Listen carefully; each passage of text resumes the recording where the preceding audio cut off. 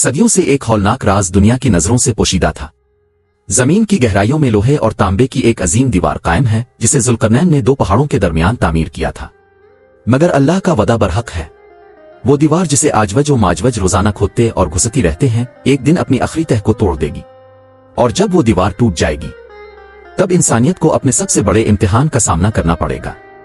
इसी गर्द व गुबार और टूटती रोशनी के पीछे से वो मखलूक निकलेगी जिन्हें आजवज व माजवज कहा जाता है। वो बेशुमार तादाद में अलिफाबेर आएंगे और उनकी आमद क़यामत की बड़ी निशानियों में से एक होगी। उनकी फितरत सरासर फसाद, तबाही और खूनरेजी होगी।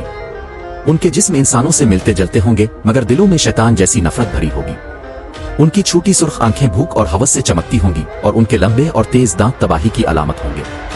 जब वो निकलेंगे तो जमीन के हर हिस्से में फैल जाएंगे। उनकी ताकत इतनी ज्यादा होगी कि इंसान उनका मुकाबला करने के काबिल नहीं रहेगा।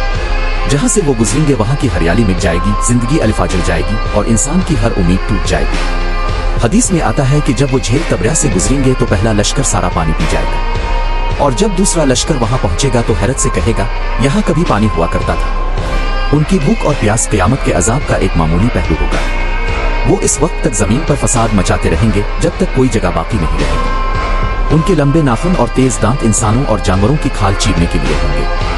दुनिया की कोई ताकत, कोई हथियार, कोई फौज उनका मुकाबला नहीं कर सकेगी। इस वक्त इंसान दो हिस्सों में बट जाएगा। कुछ लोग खौफ के मारे पहाड़ों और गारों में पनाह लेंगे और कुछ मायूसी और दहशत की वजह से ईमान खो बैठेंगे। जब इंसान की तमाम तदबीरें खत्म हो जाएंगी, जमीन पर हर उम्मीद मिट जाएगी, तो निगाहें आसमान की तरफ उठेंगी। वो हस्ती जिसका जिक्र रसूल अकरम ने फरमाया, हजरत ईसा अलैहिस्सलाम, उनका नुज़ूल करीब होगा। वो दमिश्क की सफेद मीनार पर नाजिल होंगे। उनका चेहरा नूरानी, लिबास सफेद और उनकी पाकीज़गी नुमाया होगी। उनका पहला काम दज्जाल को खत्म करना होगा और फिर जमीन पर फैले इस अजीम फसाद को खत्म करना।